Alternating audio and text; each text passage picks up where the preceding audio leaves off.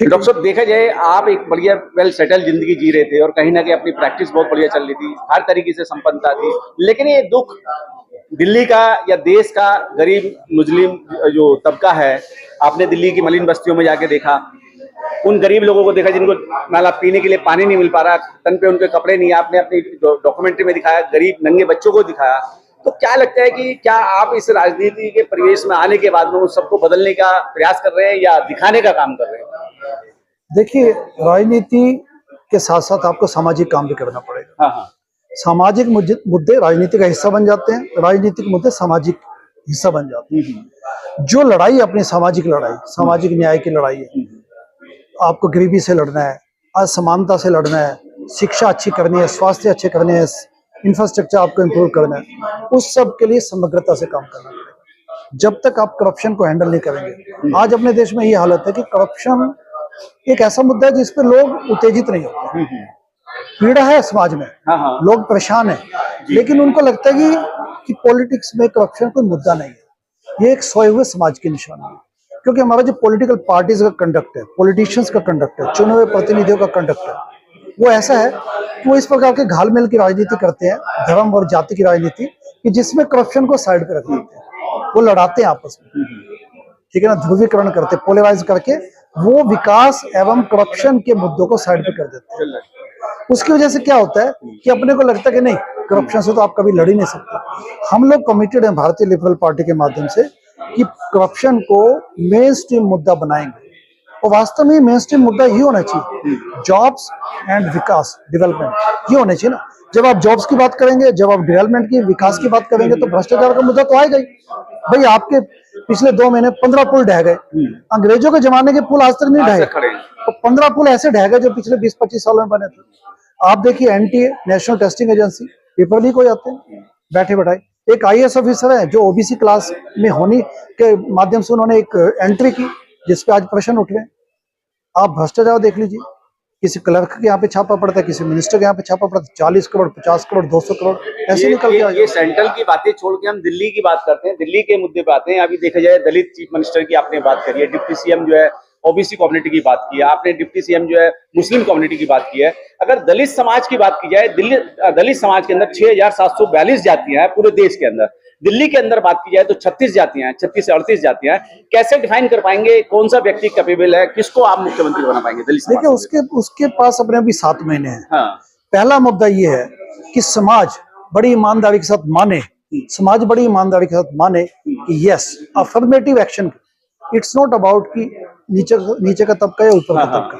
समाज ईमानदारी के साथ माने कि हाँ, अफर्मेटिव एक्शन के तहत हम दिल्ली को पहला दलित सीएम देने को तैयार हैं। ये खुशी की बात होनी चाहिए, ताकि सब लोग फील करें कि हाँ, जो वंचित है, जो पिछड़ा है, जो शोषित है, हम उसके साथ खड़े हैं, और उसको आगे लाकर हम सब लोग देश निर्माण करना चाहते हैं। तो ये सारी बातों, इन भावनाओं के पीछे हमने ये घोषणा की है। नंबर 1। दिल्ली की विधानसभाओं की बात की जाए तो इस दिल्ली के अंदर, अगर आपने भी देखा होगा, मैं तो खैर हर मलिन बस्ती में हर जगह जा रहा हूँ, हर विधानसभा में मैंने सर्वे भी किया है, ज्यादातर कम्युनिटी की बात की जाए, वाल्मीकि समाज है, दलित समाज है या मुस्लिम समाज है। अगर ये कम्युनिटी भारतीय लिबरल पार्टी के साथ आती है तो कहीं ना कहीं वो दलित एक मुख्यमंत्री बना सकता है, डिप्टी सीएम जो है ओबीसी से बना सकता है, मुस्लिम से बना सकता है। तो क्या लिबरल पार्टी की वो टीम उन विधानसभाओं के अंदर कैंपेन करके उन लोगों को अपनी बात कहने तक या पहुंचाने तक का काम कर रही है? Thank you very much. बिल्कुल, हम लोग इस वक्त भी डेली, अभी इलेक्शन में 7 महीने, हम लोग यानी कि भारतीय लिबरल पार्टी की फील्ड टीम डेली कॉलोनीज में जाती है, इलाकों में जाती है, बस्तियों में जाती है। हम लोगों से बातचीत करते हैं, उनकी समस्या समझने की कोशिश करते हैं, एवं ये बताने की कोशिश करते हैं कि भारतीय लिबरल पार्टी के माध्यम से हम सब लोग मिलकर बदलाव कैसे ला सकते हैं।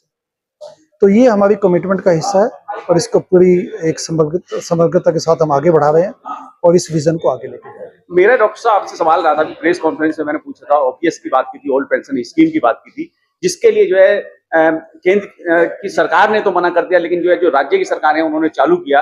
क्या भारतीय लिबरल पार्टी भी दिल्ली के अंदर उस बात की घोषणा करेगी कि हाँ, अगर हम सत्ता में आते हैं, दिल्ली की गद्दे पे काबिज होते हैं, तो ओल्ड पेंशन स्कीम हम भी जो है उसमें अपना पूरा सहयोग देंगे उन लोगों के लिए? क्या कहेंगे इस बात को लेकर? ओल्ड पेंशन स्कीम के पक्ष में भारतीय लिबरल पार्टी पूरा समर्थन के साथ खड़ी है। क्योंकि अगर आप इसको अरिथमेटिकली गणित के हिसाब से भी कैलकुलेट करें, इकोनॉमिकली भी आप कैलकुलेट करें, तो ओल्ड पेंशन स्कीम वापस लाने में किसी भी प्रकार से अपनी अर्थव्यवस्था पे गलत प्रभाव या नेगेटिव प्रभाव नहीं पड़ेगा। जिस व्यक्ति ने, वैसे भी पब्लिक वेलफेयरिज्म एक सोशल जस्टिस भी होती है, एक समाज, एक गवर्नमेंट का गवर्नेंस का एक मूल मंत्र होता है कि समाज एक सोशल जस्टिस के लिए काम करे। जी। जिस व्यक्ति ने एज ए एम्प्लॉय देश को, समाज को पिछले 25 से 40-50 साल दिए, क्या उसको अपने रिमेनिंग ईयर्स में, यानी कि जो उसके बचे हुए ईयर्स है, उसमें क्या उसको किसी प्रकार से गवर्नमेंट से हेल्प नहीं मिलनी चाहिए? ये उसका हक है।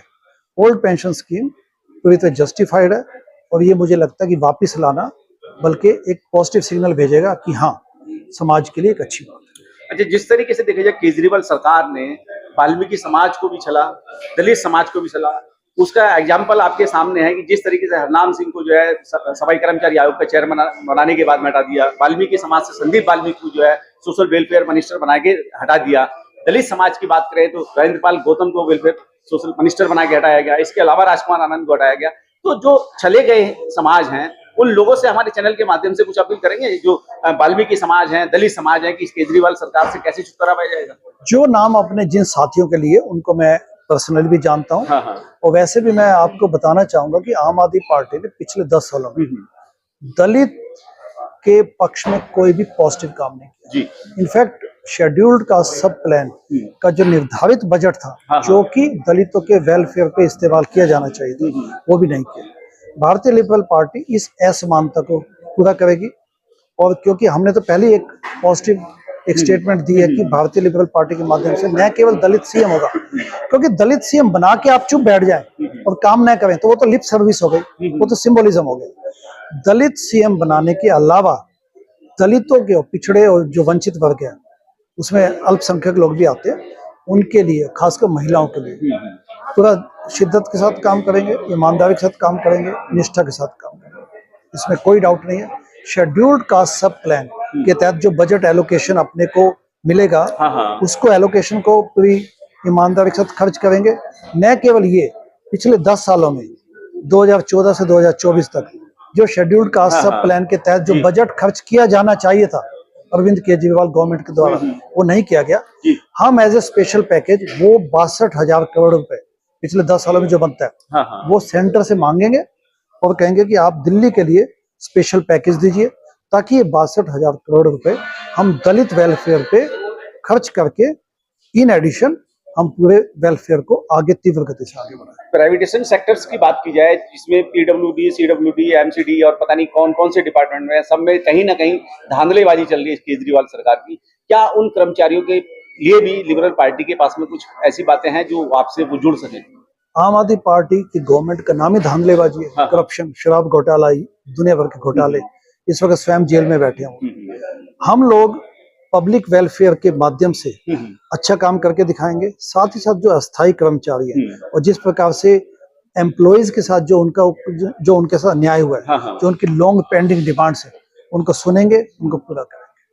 गेस्ट टीचर्स हो गए, डीटीसी के कर्मचारी हो गए, उन सबके साथ ईमानदारी के साथ काम। बहुत बहुत धन्यवाद आपका, आपने अपना कीमती समय दिया, इसके लिए आपका बहुत बहुत धन्यवाद। थैंक यू गौतम साहब।